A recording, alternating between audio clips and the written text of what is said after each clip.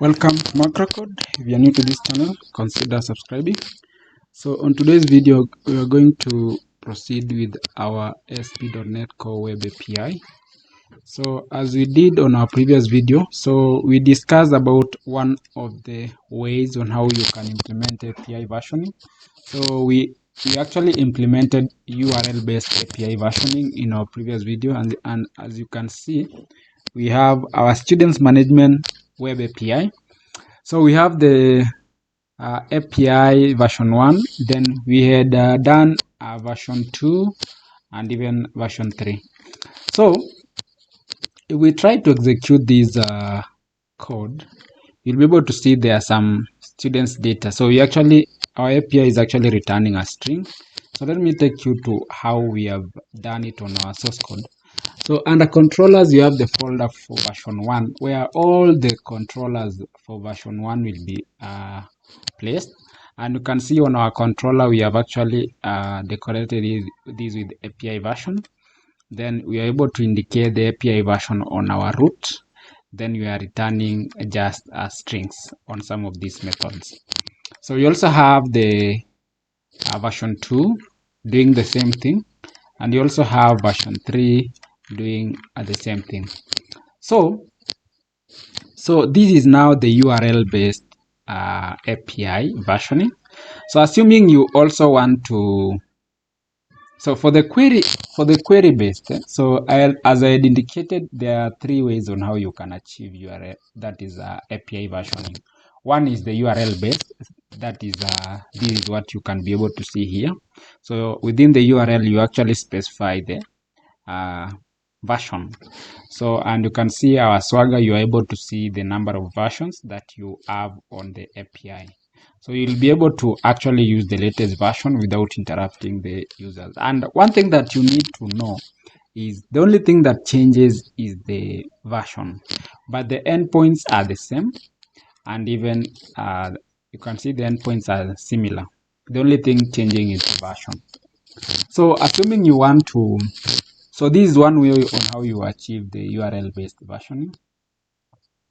So for you to use this API as a query based, you can actually, for example, like we take this link, then we can do /API. So this is our URL. So it should be the API, then version, then students. So if we just take this and replace it here, if we press enter, you'll be able to see that we are getting the data. So if you also change the version, assuming this is version 2, you see it's getting data from version 2. If you say it's version 3, you are getting data from version 3. And you also, if you do version 1, you're also getting data from version 1. So assuming, so this is now the URL based versioning. So assuming we want to implement the query based. So the query based, you actually change how we are actually calling these endpoints. So we will do API students, then we say API /version, then we put in the version, we say 1. So let's see, API students. So API students, then we say 1. So let me say we had implemented that. For us to now do this, we need to update something on our, so you can see this is not returning anything. So we need to do something on our code. So if you come to our program.cs, so we need to update something here. So you see we are using API URL API version. So what we need to do, let's modify something here. Let me comment this. Then we say API version reader, API version.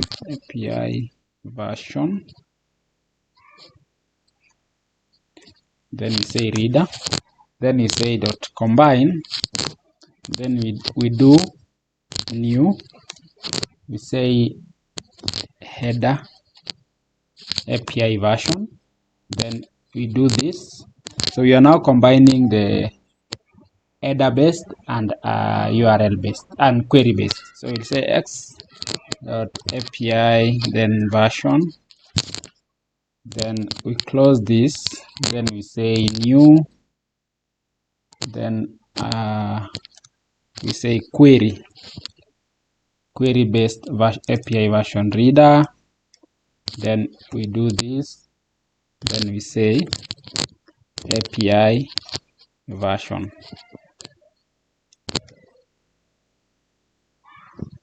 then we close.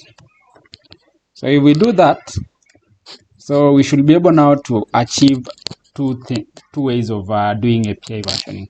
So that is the query based API versioning and the header. So let's try HTTP header based. So if we try now to launch our API, so let's see. So you can see we have so we have actually altered now the URL based. So if we just take our API here, we modify it and run, you can see it is giving us data. So this is the URL based. So if we change the code here to version 2, we are still getting the data. If we do version 1, we are still getting the data. So let's now pass this as a query. So we'll do that. Then we say, so we'll do API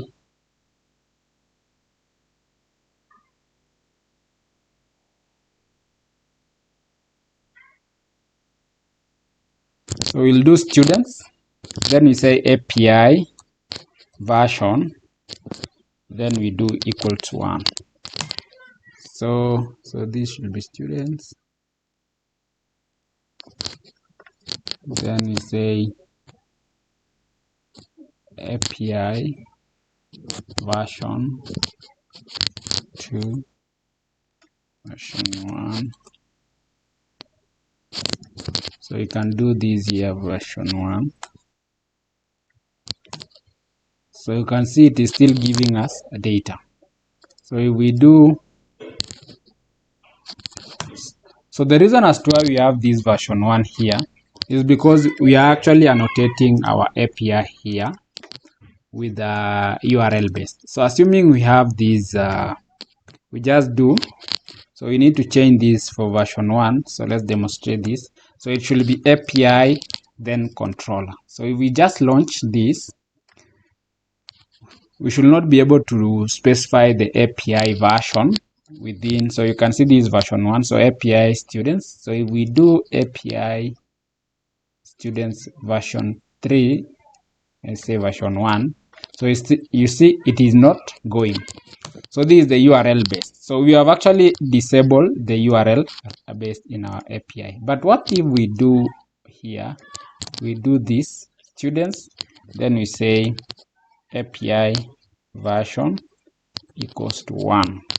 So you can see our query based is now taking, so you have specified the version of the API. So you can see now students data from API 1, and we have actually specified the version on our API link. So you can do the same for, so if we do version 2, it will not accept.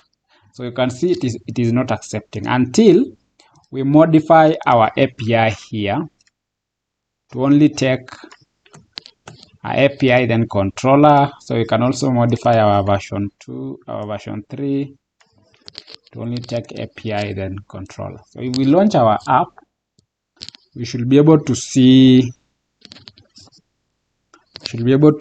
this.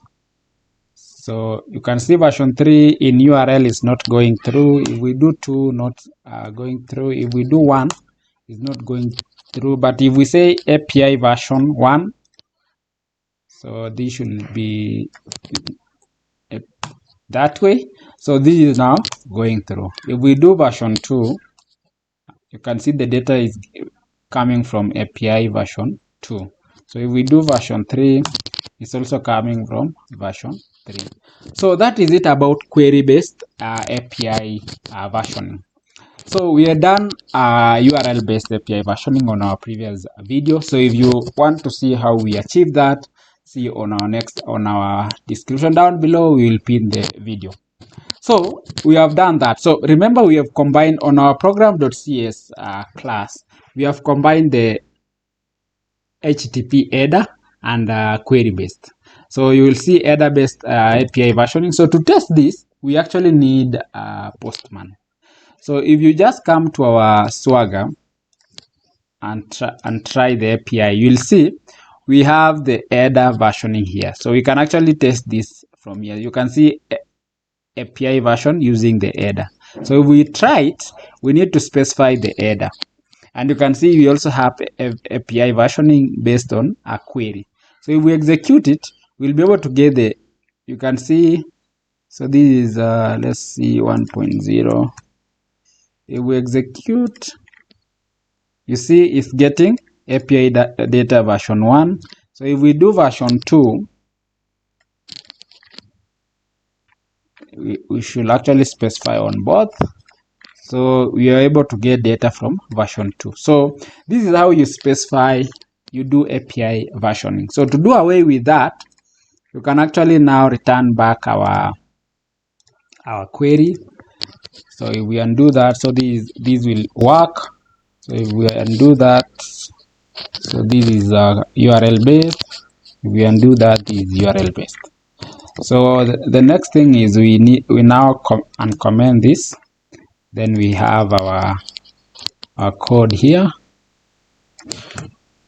So that is it. So if we try now to launch our API, we'll be able to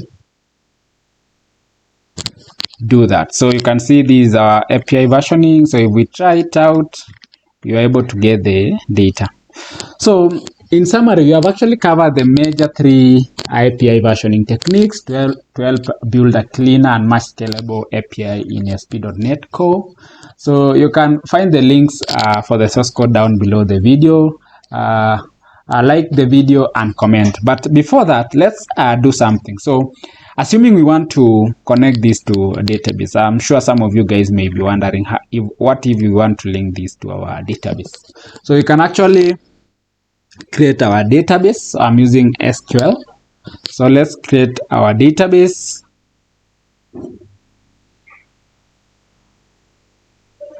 So I'm going to create a database called API versioning. So let me create these API versioning.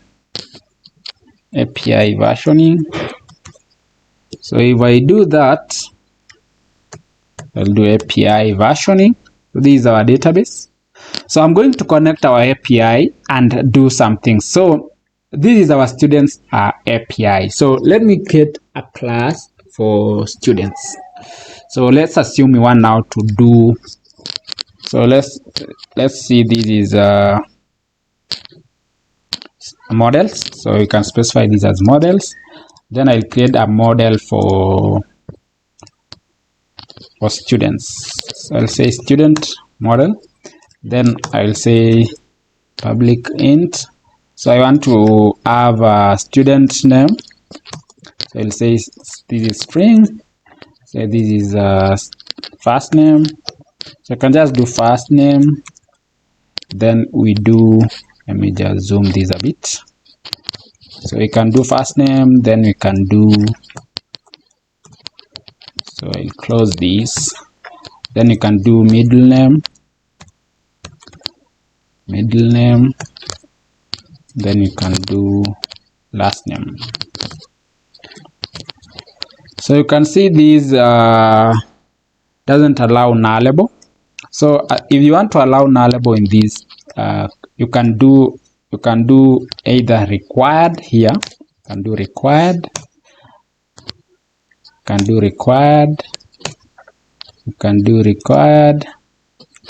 if you don't want to allow nulls. So that is it. And you can also specify here as a key. So this is our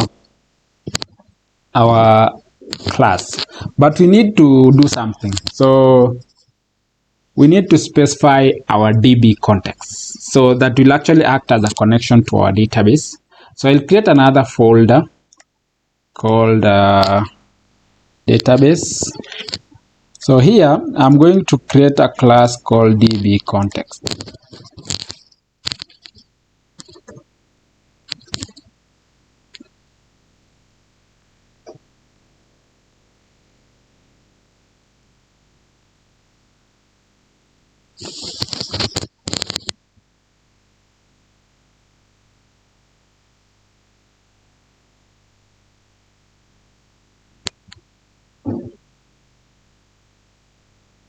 So I'm going to create a class called DB context.cs. So on this class should not be DB context. Let's rename this to application DB context. Then we need to rename that there. So this class should be inheriting from DB context.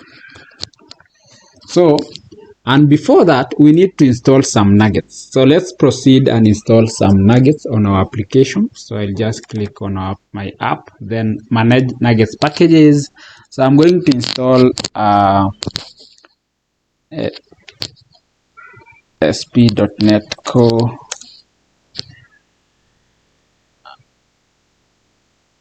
SQL. So I'll need we need some nuggets. So let's first entity framework core. So we need to install one is the, so we'll need for SQL server. So let's install SQL server SQL. So this one, Microsoft Entity Framework Core SQL Server. So I'll install this.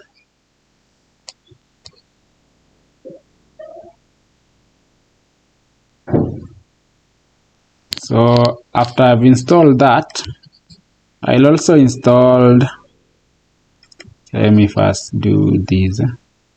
Let me remove this so that it doesn't get any errors. So let's install one. Entity Framework Core. So we can install the first one as well. So we have installed these two, and for you to understand that it has installed, you will see there is a green icon ticked on the nugget. So the next thing we need to install is the tools. So you can do tools.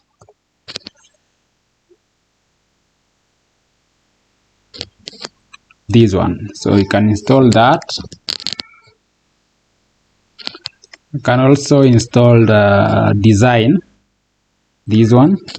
So I'll install that. Then we can also do code generator. So if we do that, it's Microsoft Entity Framework Core. It should be, as can do Visual Studio.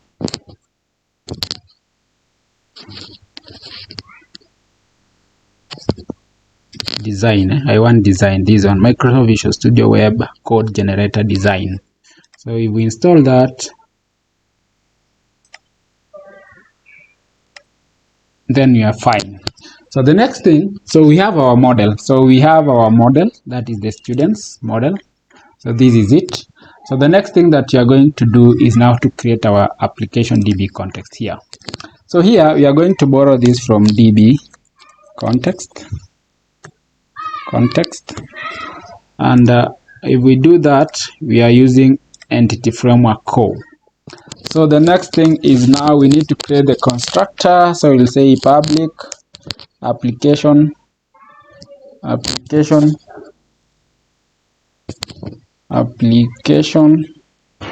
DB context.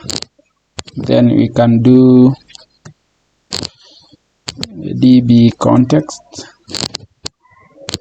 options. So db context options, then application db context, then options.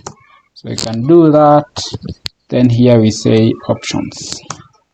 So after we have done with that, so we need to do this. So that is it. So the next thing is to now have our database. We want to create our database using code first approach. So we are using code first approach. So db set. Then we will specify our student. Then we want our table called students. So I think that is it. And we can actually now connect our application to our database. So come to our app settings. Here we need to define something called configuration settings. So if we press enter, then we say default. We can specify the default connection. Then we do that. Then you can specify the server. So we specify the server. So we'll take our server name. So if we just click here, this is my server name. So I'll specify it here. So this is my server name. Sorry. So this is my server name. So this should be this way. That should be the server name. Then comma. I can do should be comma. Then database. Should specify the name of the database. API versioning. So we have done API versioning. Then we say trusted connection. So this should be true. Then you can do multiple active result set. Multiple active result set. You can set should be true. Then we need to close our connection. So if we do that, then this is our connection now to the database. Connecting to this server, then to this database. We allow trusted connection. Then allow multiple active result set. So after you have done that, we need to modify something on our program.cs. So we need to allow this to connect to our database. So what we need to do, come here and we do services builder. So you'll say builder dot services dot add db context. So we need to add our db context, which is the application db context. Then we need to provide the options. So we'll say options. Sorry. Inside here we need to say options. This will be, can do that. Then here, inside here, we need to say options dot use SQL. So we are using SQL server. Then for it to use SQL server, we need to connect it to our connection. So dot configuration. So we'll do that. Then we say dot get connection string. So the connection string name is what we provided. Default connection. So that is it. Then we close this comma. Then we can do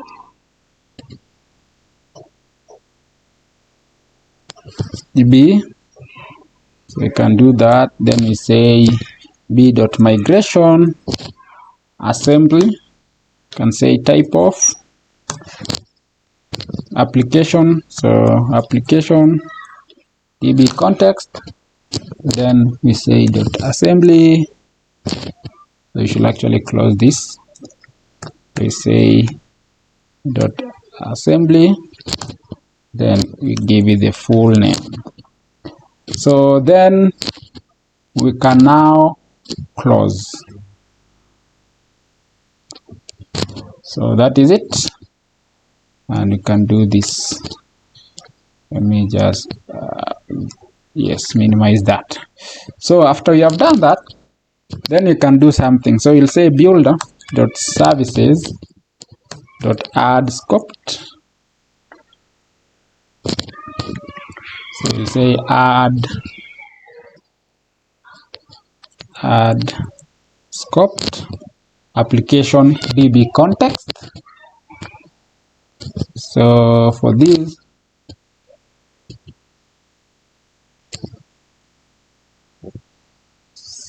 so I'll say I application DB context. So I'll just do this application DB context. Then the next thing that we need to do, I think we should be fine. So let's try to apply migrations. So we'll do tools, Nugget package manager. Then we can add migration. So we'll say add. So these are very important commands. Add migration, then you say initial migration. So if we press enter, we should be able to have our migrations created. There you are. So if we come to our, it has actually created a folder on our project called migrations, as you can see here. Then we have the initial migrations. So on the initial migration, it has created a table called students with these columns. And if there's any table like that, we are actually dropping it. So if we come to our database, we still don't have that kind of table. So you can see there is no table.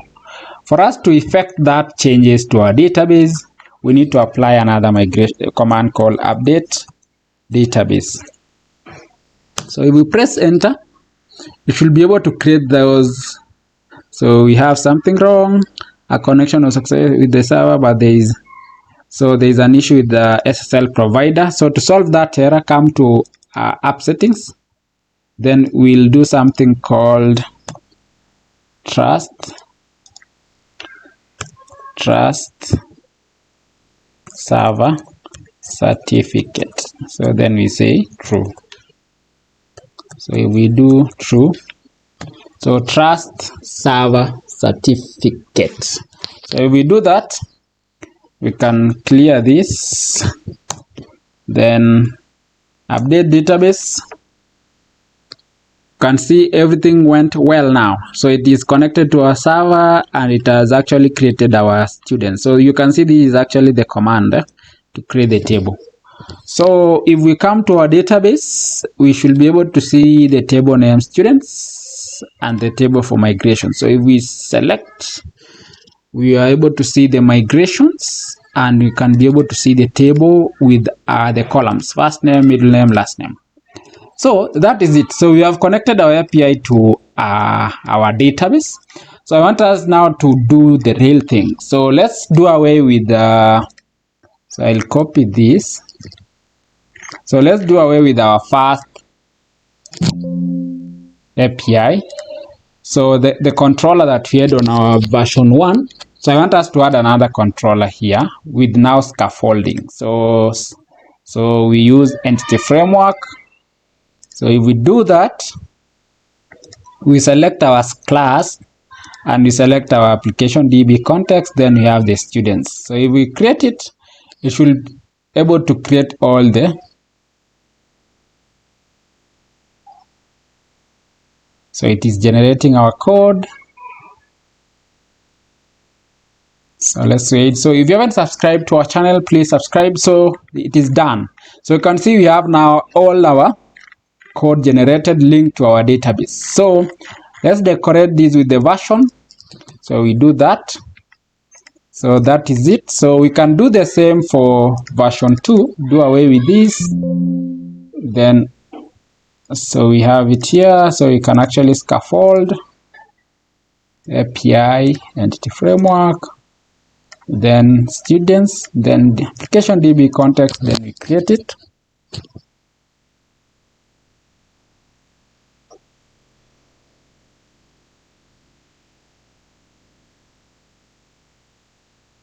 There we are. We can also annotate this with what we have here to ensure that. So we're actually modifying our database to make sense and to be real time connected to the database instead of us just returning the strings. So if we do that, we do this, then we try it again.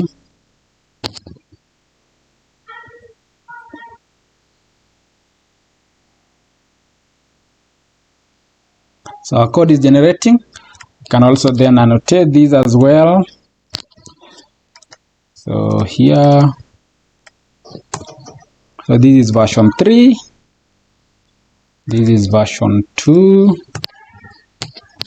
and this is version 1. So that is it. So if we try to run our API, so we have an error. Let's see what is the error. So the error is here. So we need to do this. So this use API versioning, come to version 1, 2, 3. That's fine. So if we launch our app, our API, there we go. So we have our version 1. You can see API version 1, students post. So there is something here. Yes. So let's come here and do something. So on each of our endpoints here, we need to specify the root. So we can actually say map to version 1. So you can see map to version. So this should be version 3. So if we do that, we can specify all these. We can actually specifically tie the endpoints to the version. So let's come here and do this. Can do that. That is it. So that is mapped to version 3. If we come to version 1, we can as well map this to version 1. So we can do this version 1. We can also do version 1 here. Can also do version 1 here. Can also do version 1 here. Can also do it here. That is it. So let's try, or we can update the version 2 one as well. So we can do this to version 2. So you can do this to version 2. Do this to version 2. Can do this to version 2 as well. Do this to version 2. There we are. So if we do that, let's see. So the specified version is invalid. So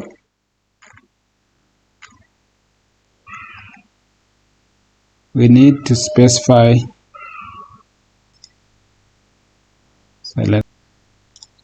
So this should be version.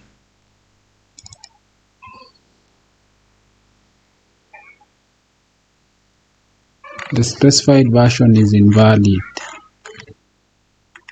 So this should be 1.0. Let's try that. Should be 1.0. Let's try that. 1.0. 1.0. 1.0. Come here as well. This is 2.0. 2.0. It should be 2.0. 2.0. 2.0. Sorry. This should be 2.0. Let's try version 3. This should be 3.0. This should be 3.0. 3.0. This is 3.0. 3.0. So let's launch and see if it will run. There we are. So you can see our versions. So this is version 1. So if we come here and say version 2, we should be able to get all the version 2 endpoints. Version 3, there we are. So that is how you specify. So for example, if we try to retrieve data, if we execute this, we should be able to get an empty set. So there you can see we don't have any records. But if we try to post, so we can try to post here. So we'll say macro code. So let's try. So this is a macro. Say this is code, and you say this is Kenya. So if we execute, we should actually save our data and return it. So if we come to our database and try to get the records, you can see you have macro code Kenya. So if we use our first endpoint to get the students, we should be able to get the records. So that is it, guys, about API versioning and connecting our API to the database. So in case you have any comment down below, subscribe to our channel, and recommend any new video that you can be able to, that you want us to do. So see you in our next video, and keep safe. Bye.